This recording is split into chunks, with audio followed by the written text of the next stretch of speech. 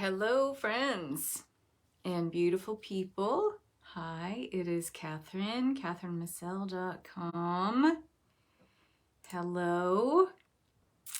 I'm going to share this in a few places, hopefully. See how that goes.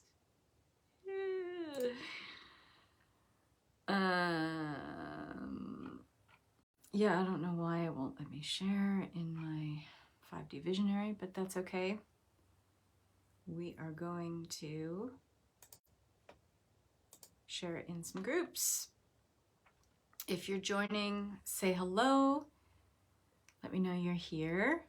And if you are watching the live, if you're watching the replay rather, go ahead and put in #replay. Let me know where you're watching from today. Welcome to everyone. There we go. I can post it there. So I'm posting in my Visionaries group and I'm posting in my mentorship group, Tao of the Divine Disruptor. It's going to be some good activity going on in this next month in both of those groups. And let's see who's joining. Say hello. Let me know you're here. Shantae's here. Hello, beautiful Shantae. Up here in my neck of the woods in the PNW. I love it. Love it, I love it, I love it. Let's see. Okay, there I am. There I am. So I want to talk to you today about something that, very interestingly, two of my mentors, I caught their lives, and I don't always catch their lives when they go live on their page. One of them was a replay. But I think it's very interesting that this has been on my mind to share. I love it here too, Jante. This has been on my mind to share. And so I tuned in to two of my coach/mentors doing live talks, and they were talking about the same thing, and it was on my mind. So I think a lot of us are tuning into this. And we're deepening into this, I don't want to say realization, but a confronting energy would be a better way to phrase this, of the spiral of fear, and it's a descending spiral of fear, and an ascending spiral that takes us upward, takes us further on the trajectory of our true nature and purpose and our spiritual path. That is an ascending spiral because it is our consciousness, if you think of it this way, going up and out. And a descending spiral of consciousness takes us down into lower vibration, where the ascending one takes us into higher vibration. And this is the nature of duality and contrast here on planet Earth. It just is. We knew we were going to enter this very challenging and oftentimes confronting energy of contrast. We didn't quite know, especially those of us who haven't been embodied in a form for a long time, we didn't know quite how heavy this contrast was going to be, but here we are nonetheless. And so right now we have this very confronting energy of being in a descending spiral of consciousness. And this means that we are sitting in challenging energies of fear, and certainly all contrast-based reality is based in fear, which is an illusion. Contrast really is an illusion. Once you get past the fifth dimension level of consciousness, duality and contrast, polarity still exists in the universe, but to the degree that we feel it as a density that defines our experience, we don't have that past the fifth dimension of consciousness. But in the third dimension and into the fourth dimension, which I would argue we're more in the fourth dimension at this point than the third. How do I know? Look at TikTok. That's basically the personification of the energetic soup that is all the duality, the high spectrum and the low spectrum of consciousness all mishmashed into one. That's 4D. There's no better physical or visual representation of that than TikTok, by the way. Just a little interesting side note. But the confronting energies, and this is a confronting energy too, this little hair right here that wants to stick out and not find its place. My divine disruptor hair. The confronting energy is this descending spiral of fear. And there's, even though it feels like we're taking a deep breath and kind of holding it before the next exhale, because this is the accelerated frequencies that brings on this kind of crisis after crisis in our world events. We have catastrophic weather. We have catastrophic financial, political, religious, health problems. I have news for you, and you're not going to like it, but this is the spiral of fear, the descending spiral of fear, the introduction of this level of contrast that is in place for sure and is maintained by the powers that should not be, meaning those who are in defiance of ascending consciousness on this planet. So it's a guarantee that the descending spiral of consciousness is going to remain pervasive and for some time, okay? Does that mean it's real? No, not necessarily. Does that mean you have to be tossed about like a leaf in the wind because of it? No. So in the face of an accelerating timeline, and that's very much what we are in. We are in the death throes, if you want to call it that way, the last gasp of a timeline that does not fit the trajectory of this planet anymore. And so when we find ourselves in a lower timeline whose energy has reached the end of its tether, it's finite in its reach, you get to this kind of crescendo of energy. So the best way that I've ever used to illustrate this and how a timeline fizzles out and collapses and dissolves, meaning it doesn't have any energy to fuel or fund it anymore. So, hi Dina. So it goes foot and fizzles out. But it can be, the death throes of something tend to be pretty climactic and intense. So the best analogy I have to give you a visual or some sort of metaphor for how this feels as a dying timeline and what that feels like is when you have a light bulb plugged into a socket and it is right at that stage where it burns out and it pops and it fizzes and sometimes even hisses. Sometimes the bulb breaks. Like it's a big ta-da before the energy fizzles out and collapses and dissolves. Okay.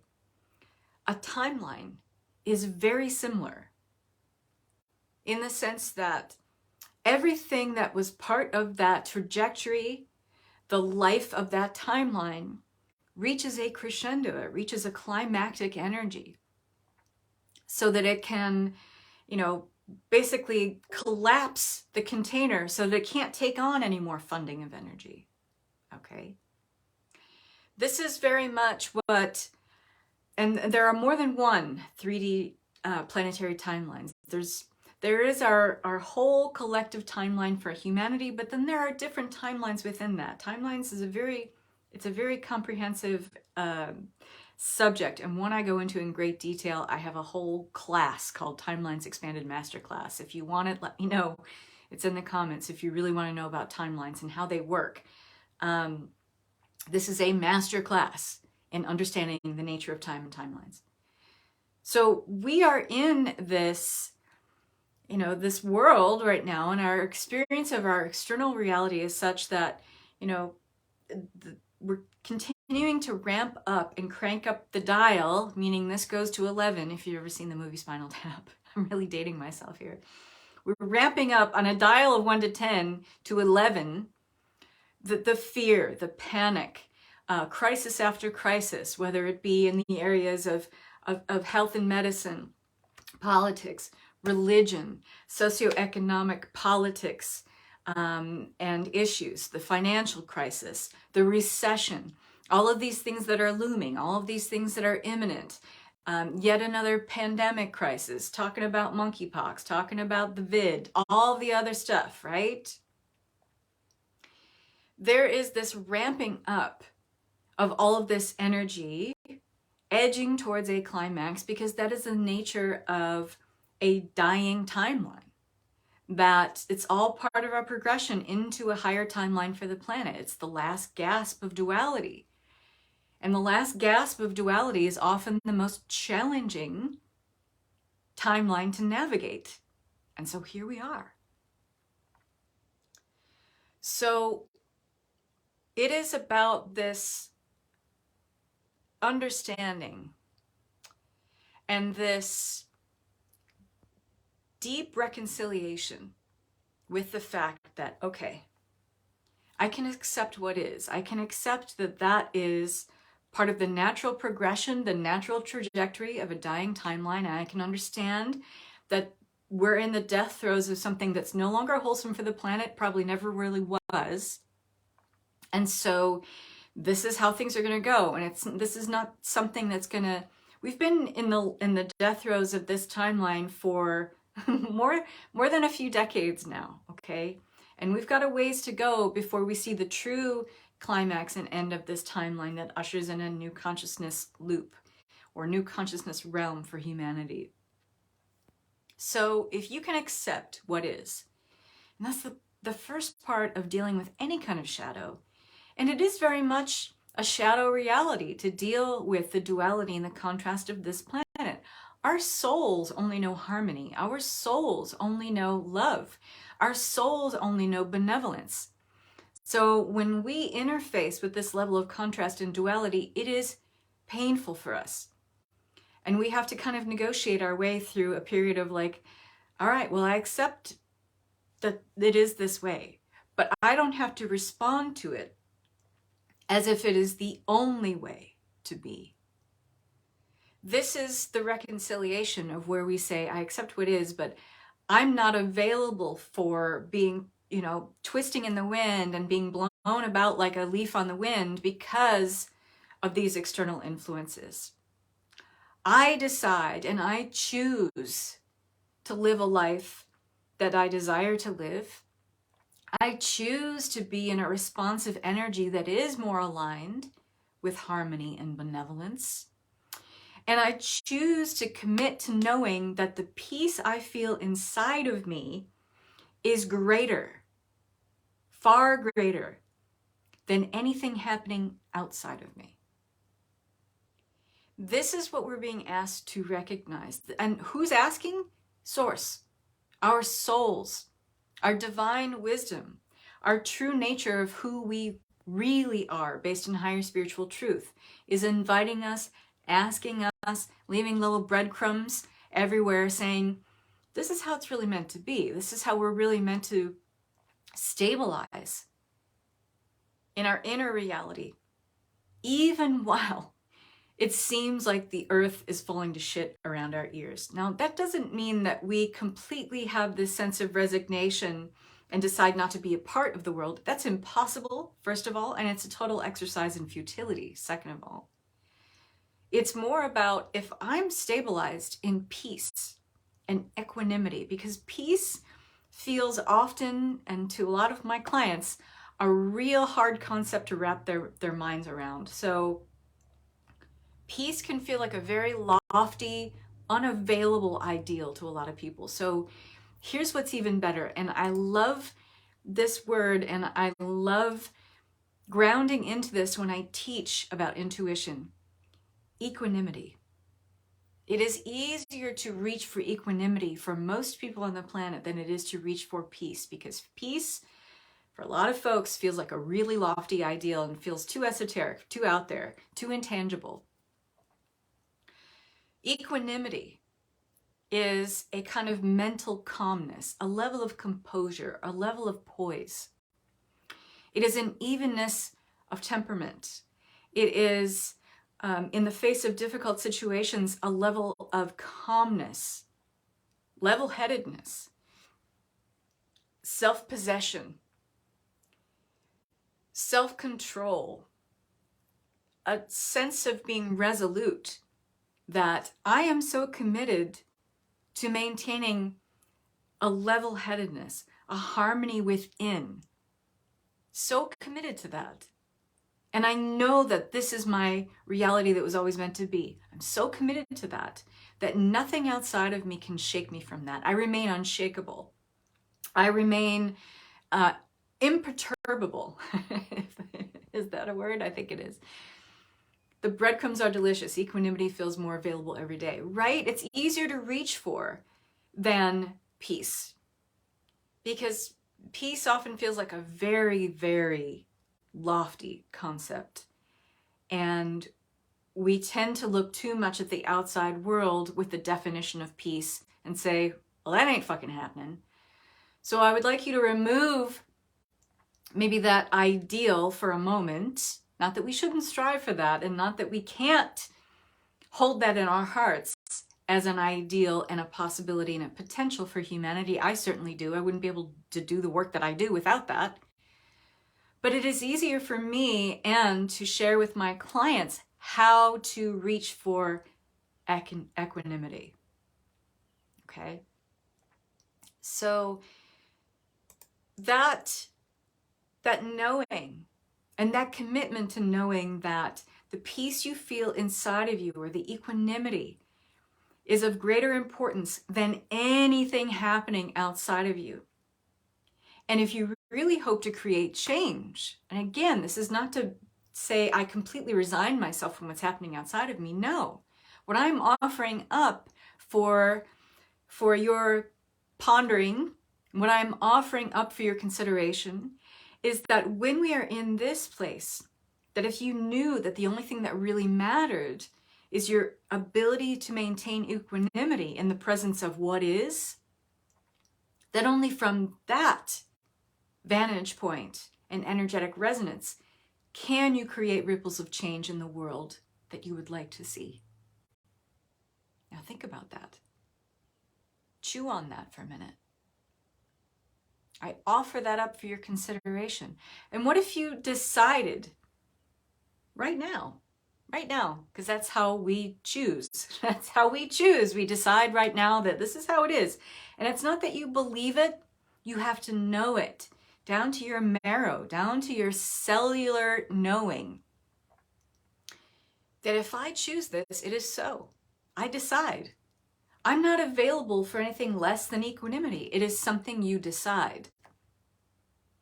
And you always have full purview, full domain, full control over your inner response to what is outside of you. No one ever has the power to rob that from you unless you allow it, unless you offer it up freely. So if you think of yourself as a leaf blowing in the wind, guess what you're doing? You're allowing yourself to offer up the peace and equanimity of your inner reality to whatever would blow you around like a leaf in the wind. And you can decide right now that that's not what's going to happen. I decide right now that the world and the powers that should not be, even though they're going to continue to crank up the dial on collective fear and panic and messages of crisis, and it's all part of the progression into a higher timeline, I get that, but that doesn't have power over me.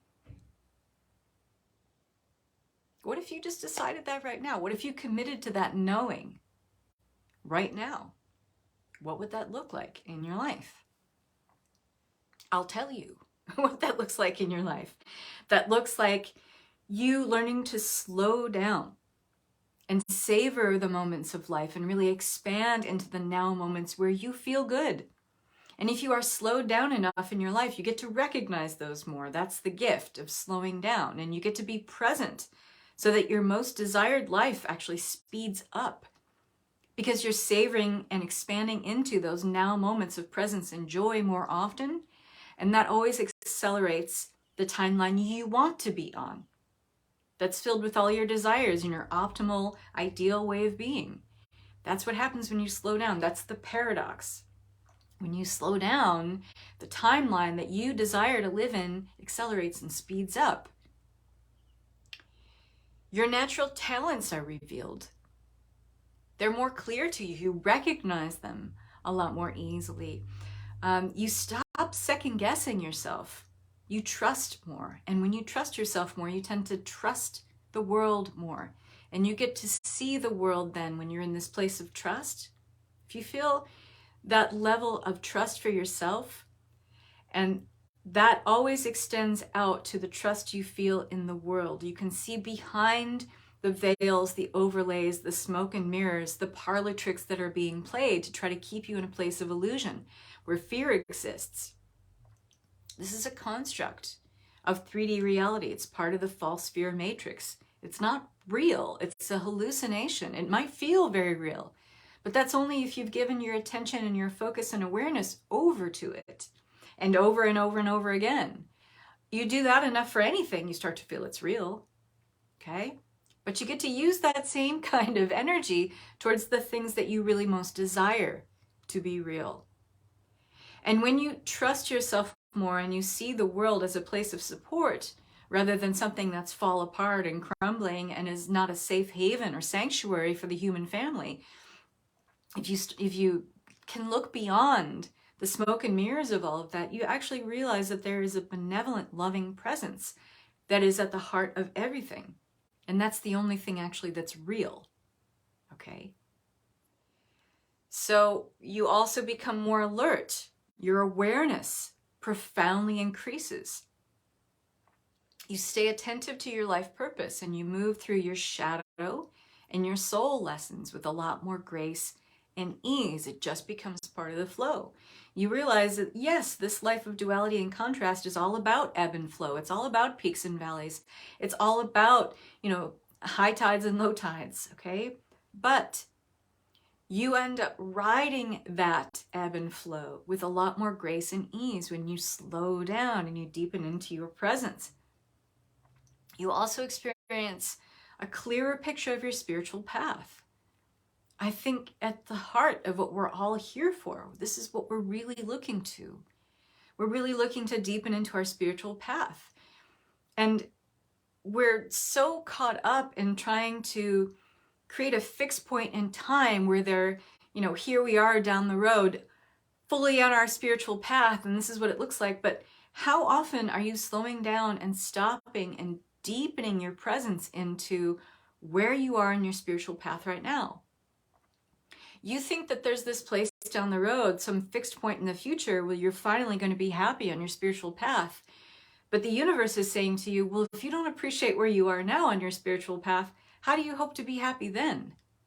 In this fixed point in time that's not real either. That's hallucination also. Past and future. These are hallucinatory and illusory constructs. They don't exist. The only thing that exists is now.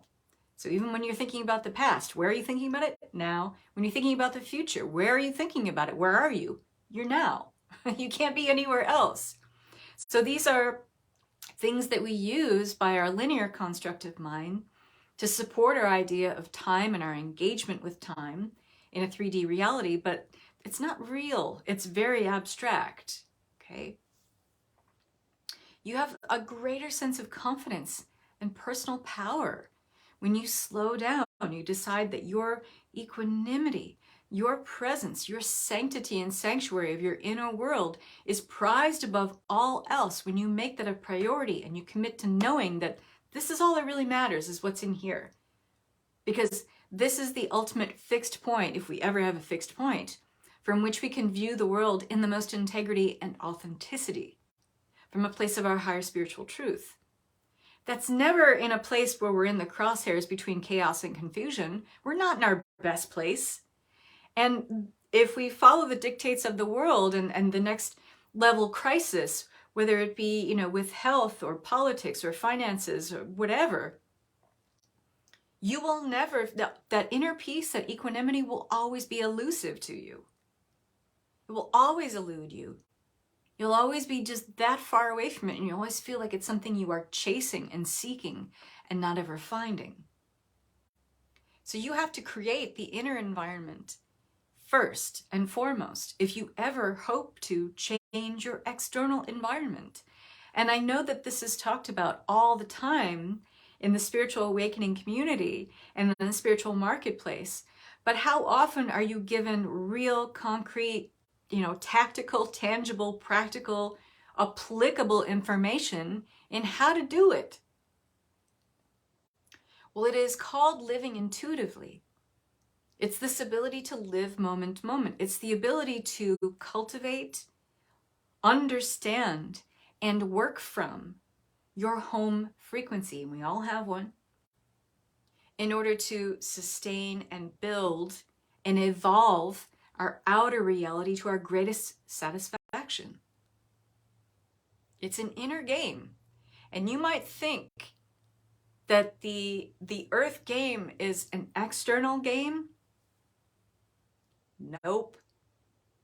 It's absolutely an internal one.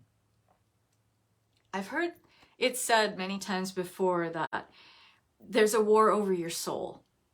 Let's clear that up. There is a war over our level of consciousness. There is a war over our level of mind, our constructs of mind, and how we view reality from the construct, the linear construct of mind. But there is no war being waged over our souls, because that is not a war that can be won. There is no war for the soul. Our souls are intact. Our souls are whole. This comes from on high. I am a live intuitive channel. Even here right now, yes, I'm reading from a few things here, but when I speak, I'm a live channel. The words come through me rather than from me. And I will tell you right now, from sources on high, from some of the highest frequency energies that I work with my spirit team, that I live channel when I speak, there is no war over the soul, because that's not even, those aren't frequencies that match up. War and soul, they don't even, those vibes do not jibe. Your soul is intact. Your soul is full. Your soul is whole. And yes, you can do soul retrieval work and stuff like that, but these are all linear constructs for healing. In reality, you are whole and complete. It's just that you might not have the experience that you feel whole or complete. An experience is perceptual. Your experience, and certainly the ego's framework and how it orients you to reality, is through a perceptual filter based on who you've been, who you needed to be, who you had to become, based on adversity, trauma, wounding, etc. So we're working through a lot of overlays, veils, and filters. So there is a second level of reality that the ego knows. It is not direct experience of reality. It is a perception of reality based on all those overlays and filters. So that's not a factual representation of reality and truth. And then there is your intuitive, superconscious vantage point of reality. That is a direct experience of reality. There's no overlays, there's no veils, there's no filters. From this level of reality, I call it living intuitively, is where you are operating from a direct experience of the truth of reality. Wouldn't you rather spend your time, your effort, your attention, your focus, your energy dealing with a direct experience of reality and responding to that, instead of having to do a lot of extra work in responding to a perceptual experience of reality, which is based on a lot of layers and overlays and shadows and lessons and themes that you have to dig through in order to get to the truth, the real nugget of what reality actually is? I already know the answer for me, but I'll let you sit with that and you can answer that for yourself. Now, that isn't to say that in order to live intuitively and to operate from the home frequency, that you don't have to do some digging to get there. You do. And I think that is the most important part of being able to live intuitively, is to go right for exactly what is holding you back from your direct experience of reality first. That's where I start. When I teach people about intuition, I teach people how to live intuitively. We start with, well, what is keeping you from it? Makes sense, right? I go right for the jugular. I'm kind of no nonsense when I teach this. And so we tend to go in right away into wherever your wounding is, wherever your trauma is, those shadow lessons that you have not processed or integrated yet, or perhaps not even recognized. I love doing shadow work. I love leading people through shadow work. And so the first thing that I tackle when we are learning how to live intuitively, and I'm sharing with you how to live intuitively, is your mother and father wound. Are these the only things that keep you from having a direct experience of reality? No. But they are the ones that got in place first and tend to have resonated in your reality for the longest. Therefore, they're the big prize. If I was a big game hunter looking for shadow themes, the mother and the father wound, the big game hunt. This is the energy that has the strongest hold on us from the earliest time and for the longest duration. And when we go into that energy, we tend to find all of the other themes and lessons and unintegrated shadow that have tethered themselves or attached to those original trauma themes. So it tends to be the shadow work with the greatest rewards and the greatest level of release. And it's all about the release first, because how else do you create the capacity to receive? There's no other way. We have to make room. So when we do that, we get to deepen into what it feels like, what it really feels like to have the full 3D IMAX surround sound experience of our home frequency. This is where our natural truth and purpose lies. This is where our spiritual path and the full emotional sense of it lies. This is our, if you want to call it energetic resonance, our energetic address that the universe uses to find us, to deliver to us all the things that we're asking for, all of the desires that we are craving, all the things that we are asking for to fulfill and satisfy us and bring the greatest benefits to us in life. If you don't know your own energetic address, how do you expect the universe to? So once we clear the way, we deepen into your home frequency, into your energetic address. You find your home there. And when you resonate with that, because it's all about your inner reality first, then the universe says, oh, there she is. We've been looking all over for you. There you are. And it becomes this kind of deepening into an incredibly beautiful and pure resonance that maybe you've never really felt in its entirety in your whole life. And you tend to want to stay in that place. You tend to want to deepen into it. You tend to want to spend more time in your day where you're like, you know what, this feels good. I'll be here. I'll be here for a little while. Everybody, if you need me, I'm going to be here in my home frequency. And when we slow down and deepen into that, savor it, like rolling a beautiful vintage red wine over your tongue and tasting it, every nuance of it. That's when we slow down.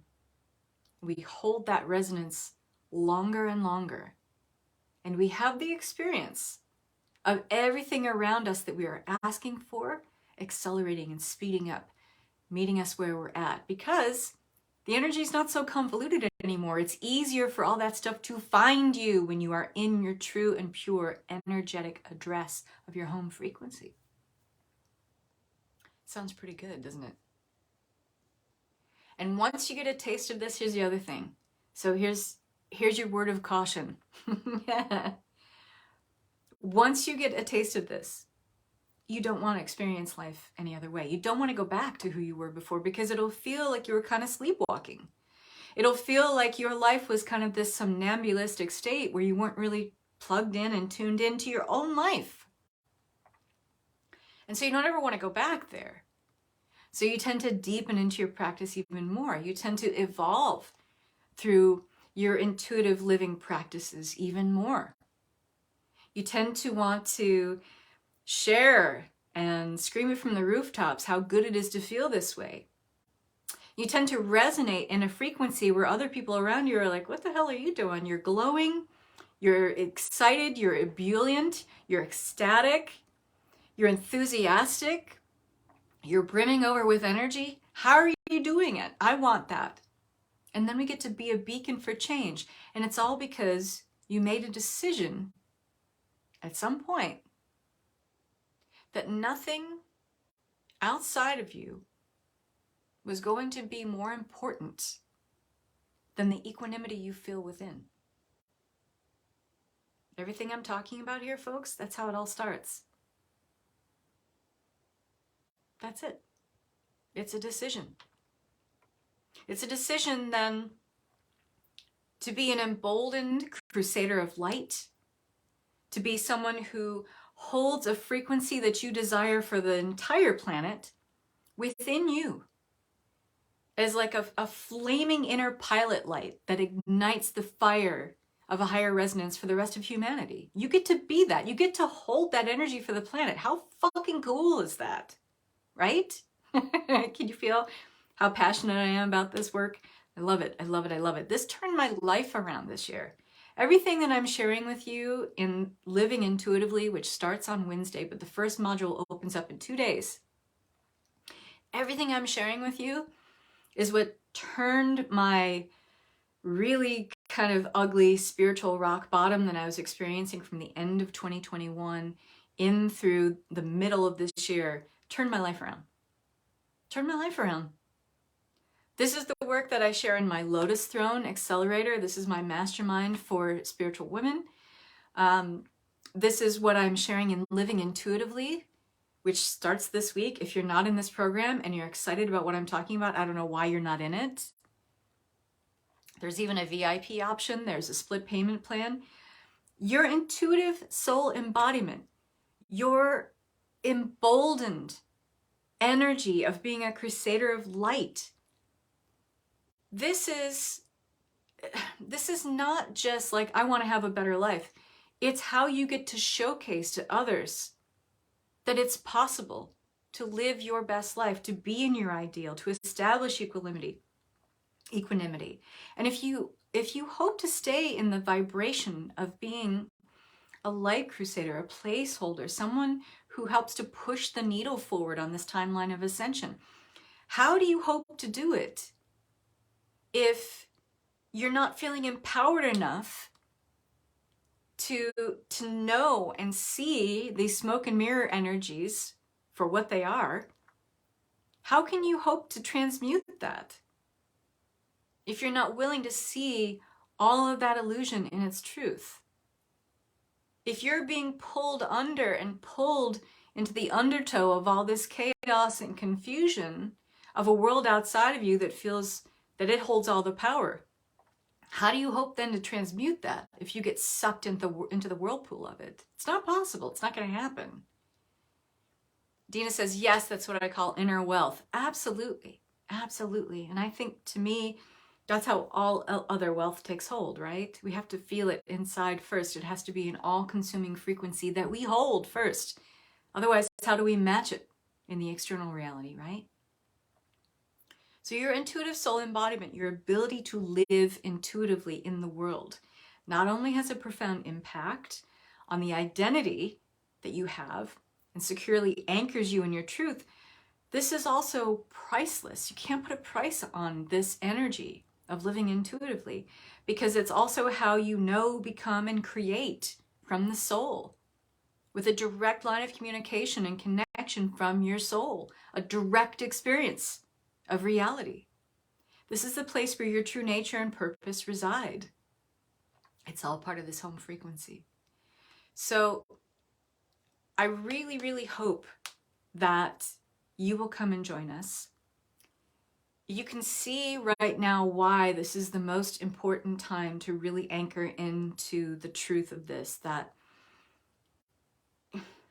the world is going to continue to ramp up with the fear and try to suck you into that whirlpool of the descending spiral of consciousness, taking you through yet another consciousness loop of lack, of fear, of resentment, of blame, of regret, anger, hatred, dismay, aka duality and contrast, or you commit to being in your soul's alignment where you are on an upward trajectory, an ascending spiral of energy that continues to take you up and out and to experience higher levels, higher realms of consciousness where real peace does reside. It stops feeling like a really lofty goal when you're in this place of equanimity and you're holding fast to the belief that, and the knowing that there is nothing more important than the integrity of what's inside you. That will dictate everything else that happens outside of you. It changes your world. As Wayne Dyer said, and many spiritual teachers, when you change the way you look at things, the things you look at change. It's true. Simple. So, there is a VIP option for living intuitively, and I only have 2 of these. So I do intuitive deep dive sessions, and you'll get 2 of those, 2 private sessions with me when you join at the VIP level. So that means you get 2 private 1-hour sessions with me where I look at your particular blocks and your hindrances in being able to have a direct experience of your soul's communication and connection. So we tend to go, as I usually do, right for the jugular, no nonsense, all business. And then the second private session we have together is a customized, personalized experience of how you uniquely deepen into your intuitive connection in a very, very profound way. This will only enhance everything that you are digging into in the Living Intuitive program. So Living Intuitively starts as a live program on the 5th. So that's Wednesday at 1 p.m. Pacific time. You get access to my Tao of the Divine Disruptor mentorship group. I've been teaching this since April. And you have a 6 weeks membership in that private group for all the support, getting your questions answered, supplemental material, all that stuff in this private mentorship Facebook group.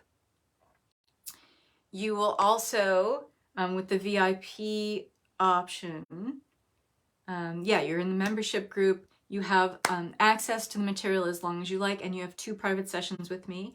If you're joining Living Intuitively Embodied Superconscious Flow, the first module opens up on Sunday night. So this is what I call a double program. It's an accelerator program. So that means that we have a live call every Wednesday for 6 weeks, starting on the 5th of October. And at the beginning of that week, you will have a supplemental video that helps you to deepen into the content and material of the course, of what we're going to be talking about when we go live that week. So this allows you to really dig into and integrate and process this material in a much more profound way, and you accelerate through your process of developing this connection so much faster. And I love teaching this way. It's very exciting. This is how I'm teaching my Lotus Throne class as well. So I hope you'll join us. Please do. This is going to be an amazing experience that you'll take these tools away and apply them to the rest of your life. I promise you that. I guarantee that you will use these tools over and over again because they're simple, they're practical, they're easy to apply. I'm all about teaching that way. So lots of love. Thank you all for watching. I really appreciate you. I can't wait to see you in the program. The links are all down below, or the link, I should say, is down below. Have a beautiful weekend. I'm sure I'll see you again tomorrow. Bye-bye.